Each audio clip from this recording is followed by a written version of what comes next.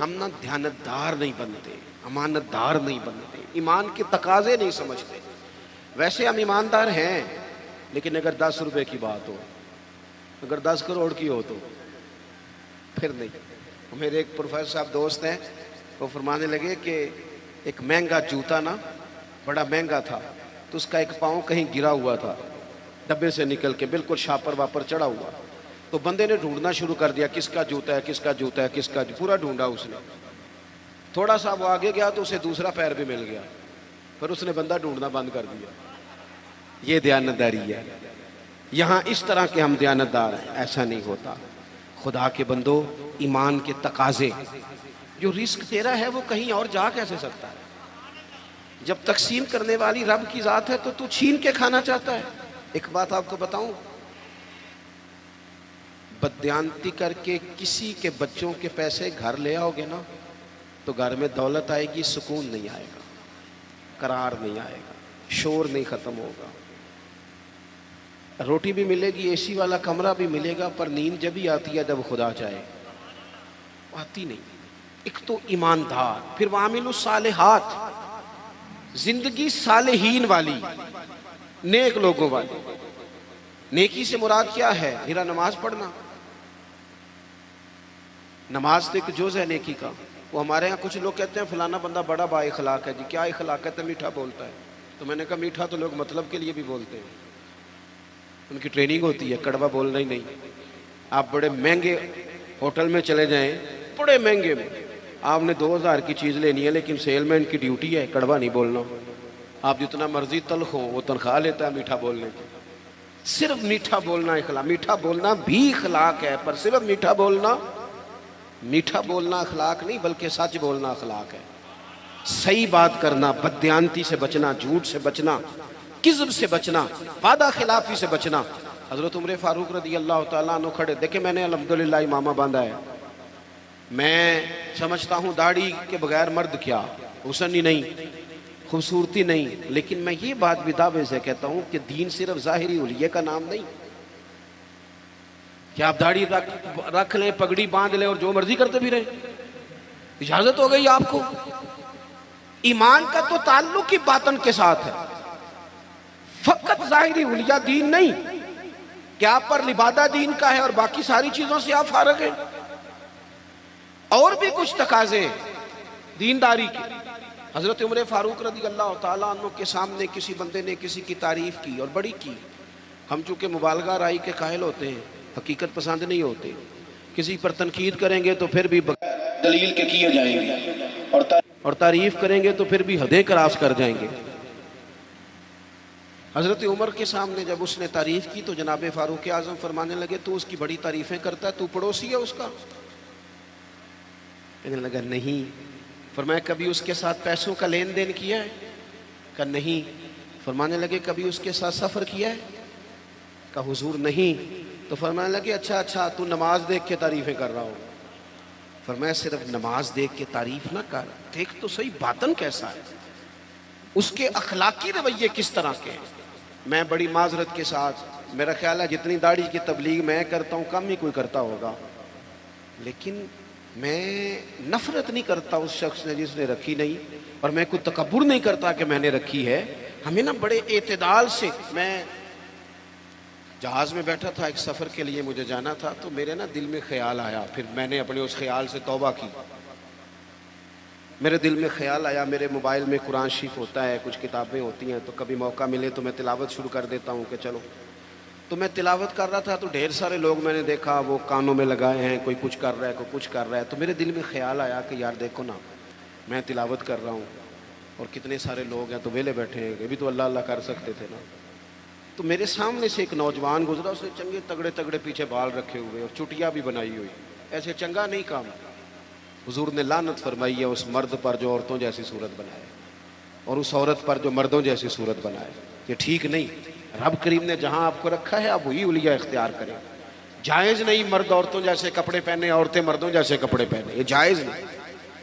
تو بہرحال اس نے نا وہ چٹیا شٹیا رکھی ہوئی اور اس کا سٹائل بڑا جناب جدید سا، بڑے تنگ سے اس کے کپڑے پہنے، تو بظاہر حلیہ بالکل اور تھا، اور کچھ فائلیں اس کے ہاتھ میں تھی۔ تو میری ساتھ والی سیٹ پہ وہ بیٹھا، پر اس نے تھوڑی دیر کے بعد اپنی فائلیں کھولی تو اندر سے سورہ یاسین نکالی، اور جب اس نے قرآن شریف پڑھنا شروع کیا تو آپ یقین کریں کہ مجھے اپنے پہ بڑا غصہ آیا. تو میں نے کہا تو کیا سمجھتا ہے، صرف تو ہی ہے رب کا قرآن پڑھ. یسبح للہ ما فی السماوات و ما فی الارض، زمین آسمان میں ہر وقت رب کی تسبیح پڑھی جاتی ہے، ہر وقت. اور درجنوں بیسیوں لوگ.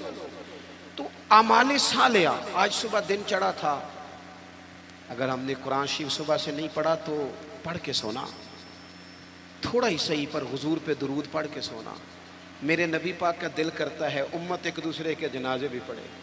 حضور کا دل کرتا ہے کہ لوگ لوگوں کی مدد بھی کریں، کسی غریب سے پیار بھی کریں، کسی کو اچھا پیغام بھی دیں، جو خیر ہو سکے. وَعَمِلُوا الصَّالِحَاتِ، جہاں تک کسی کا بھلا اور کچھ نہیں نہ ہو سکتا. تو امام حسین گزر رہے تھے تو غریب چٹائیاں بچھائے بیٹھے تھے. لوگوں کو احساس کمتری سے نکال دینا یہ بھی بڑا کمال ہے، یہ بھی بڑی نیکی ہے. پجاروں والوں کے ساتھ تو فوٹو کھنچواتے ہو، کبھی ریڑی والے کے ساتھ بھی کھنچوایا کرو.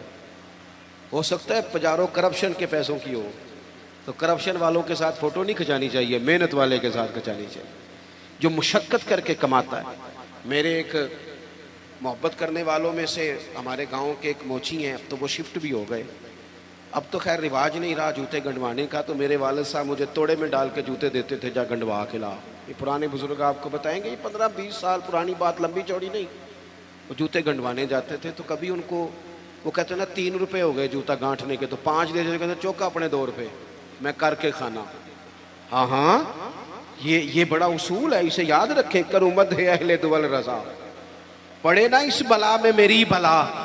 ہمارے بڑے مسائل ہیں، بڑی مشکل میں ہم وقت گزارتے ہیں، ادارہ تعمیر ہو رہا ہے، بڑی مسئلے. پر میں ایک دن نکل رہا تھا مدرسے سے تو ایک صاحب مجھے آ گئے چابیاں ہلاتے ہلاتے، مجھے کہنے لگے وہ پیر صاحب وہ برات آئی تھی تو کھانا کھلایا تھا تو وہ کچھ چاول بچ گئے ہیں تو بڑی کوشش کیا تو اب وہ بچ گئے ہیں تو مدرسے منگا لیں. میں کہ تو سانو کی سمجھنا ہے، تو روٹی تکی بھی نہیں ہونی جڑی اسی روز کھانے ہیں. حد ہو گئی ہے، وہ بچ گئے ہیں تو کوئی کھا نہیں رہا. تو ان طالب علموں کو کیا سمجھتا ہے؟ یہ وہ لوگ ہیں جو پہلے دن گھر سے نکلے تو رسول کریم نے فرمایا اللہ کے فرشتے ان کے پیروں کے نیچے پر بچھا دیتے ہیں.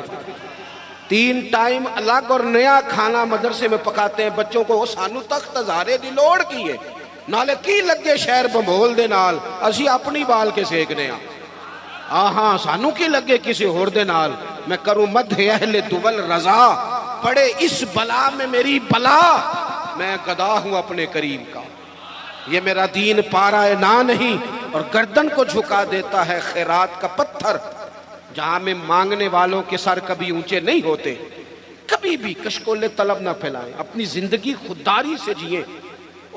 میں نہیں 2 روپے لینے جی، میں 3 روپے میرے بندے نے نہیں لینے نے. آپ یقین کریں میں نے کبھی کسی کے ساتھ فوٹو نہیں بنوائی، بزرگوں کے ساتھ ویسے نہیں بنواتا کہ ساتھ کھڑا ہونا بے ادبی ہے، اور چھوٹوں کے ساتھ ویسے موقع میسر نہیں آتا. میں نے کبھی اسپیشلی نہیں کہا فوٹو بنوانی ہے.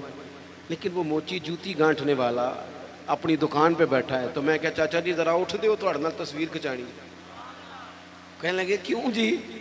میں نے تو کام پہ بیٹھا منہ بھی نہیں دھویا. تو میں نے کہا وہ اس لیے کہ آپ کی جو خودداری اور عزت نفس ہے یہ بتاتی ہے کہ ہمیں نہ دیکھ کر اکرام کرنا چاہیے. نیک اعمال. حضرت امام حسین گزر رہے تھے، درویش لوگ. ویسے کبھی مزدور کو روٹی کھاتا دیکھا کریں، آپ کو مزہ آئے گا.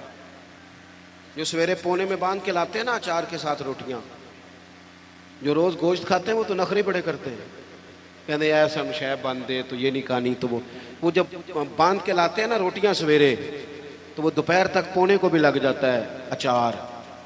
لیکن وہ جب اٹھ کے محبت سے ہاتھ دھوتے ہیں، کپڑا بچھاتے ہیں، اپنے ہاتھوں سے پانی بھرتے ہیں، اور شاید تلفظ ٹھیک نہ بھی ہو لیکن درد سے پڑھتے ہیں بسم اللہ الرحمن الرحیم، اور پھر جس مزے سے کھا کے وہ شکر ادا کرتے ہیں نا.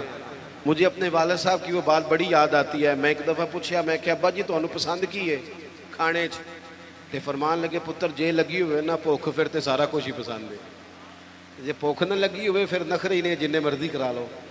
بھوک سے کھاتے ہیں، محنت کریں.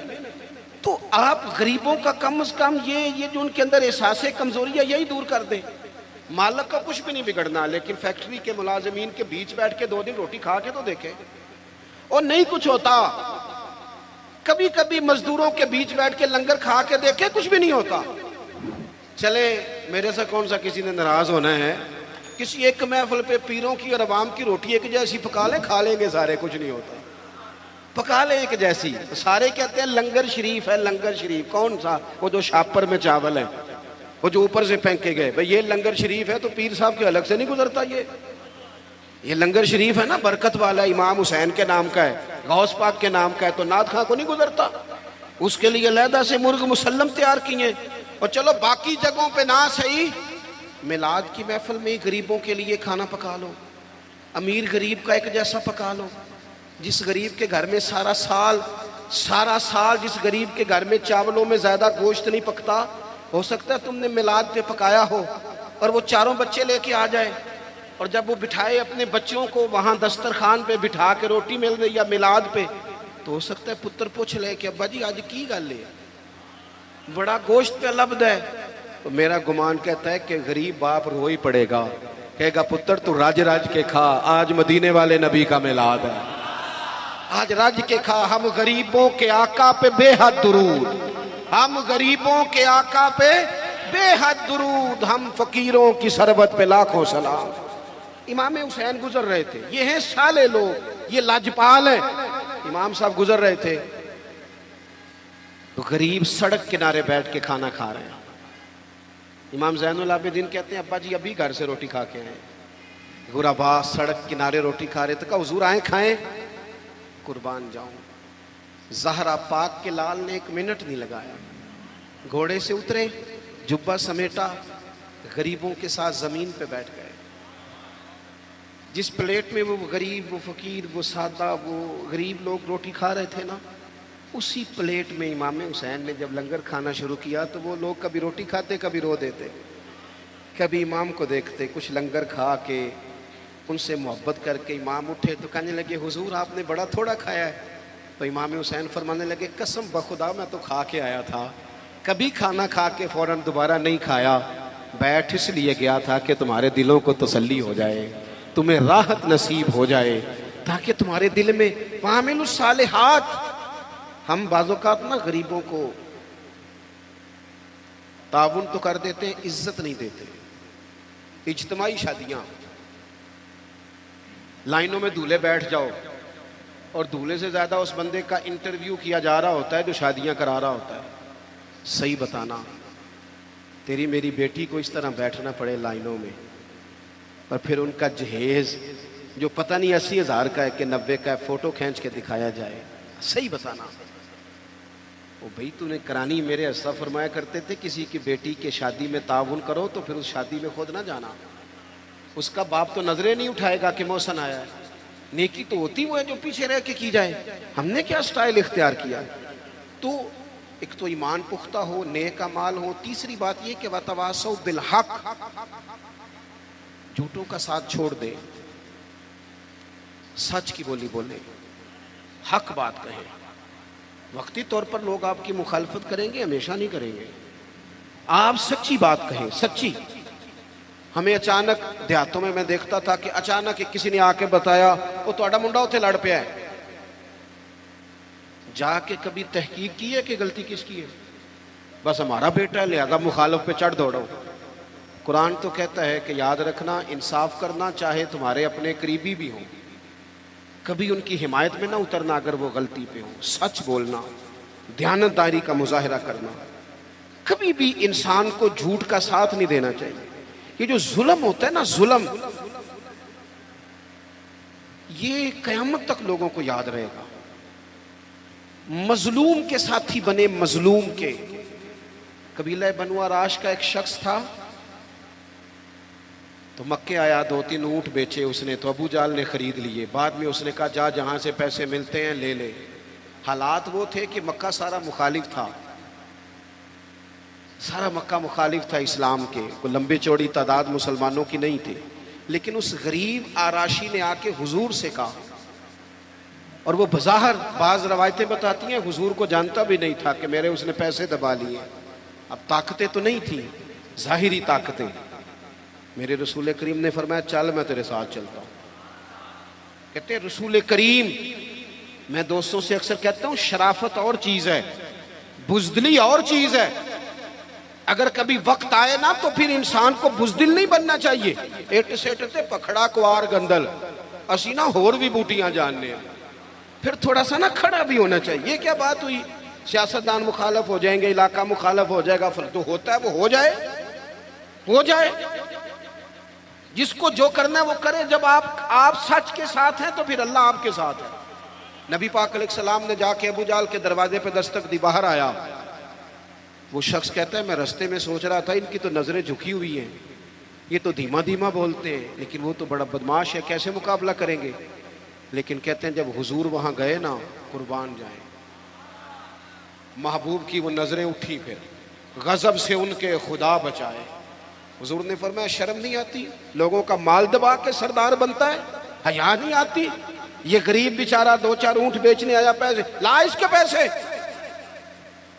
یہ میرے محبوب کا جاہ و جلال ہے۔ ابو جہل دوڑا گیا، سارے پیسے لے کے آیا۔ بعد میں لوگوں نے پوچھا تو بڑا بہادر بنتا ہے، کہنے لگا سمجھ نہیں آئی ان کے ساتھ طاقتیں کون سی تھی۔ او آپ کھڑے تو ہونا، حکومت یزید کے پاس تھی، 22,000 کا لشکر یزید نے بھیجا تھا، تیر تلواریں پانی اس نے بند کیا تھا۔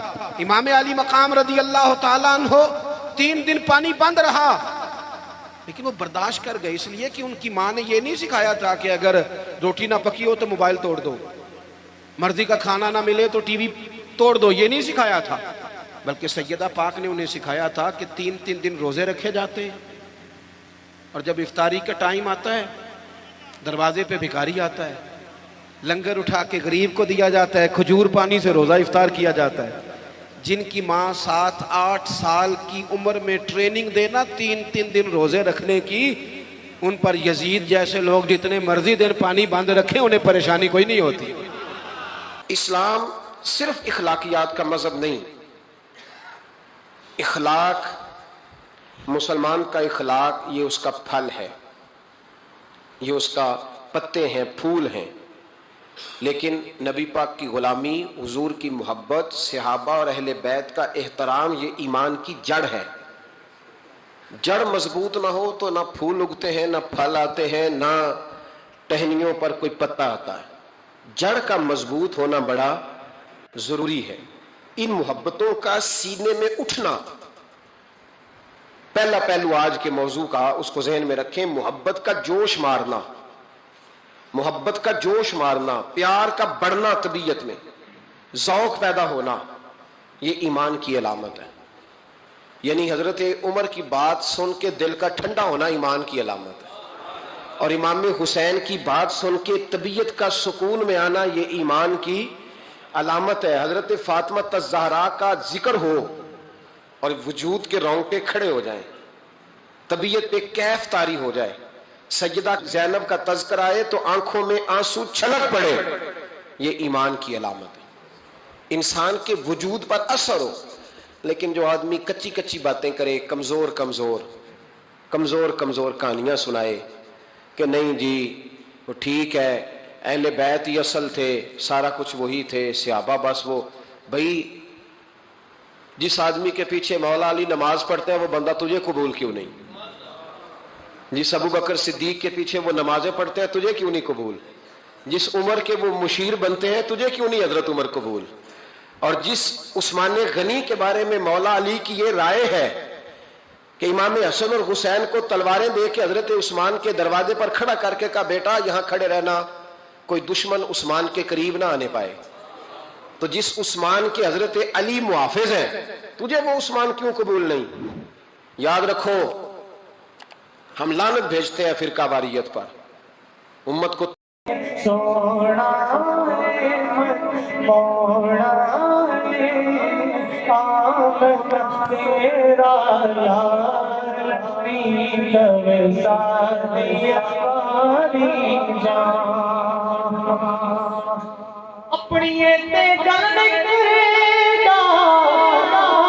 رب کی بولی بول سن کے مٹھڑے بول دیڑیو من میرا پیا ڈول من میرا پیا ڈول ہاتھ بلند کر کے تیریاں کیا باتاں تیریاں کیا باتاں تیریاں کیا باتاں تیریاں کیا باتاں تیریاں کیا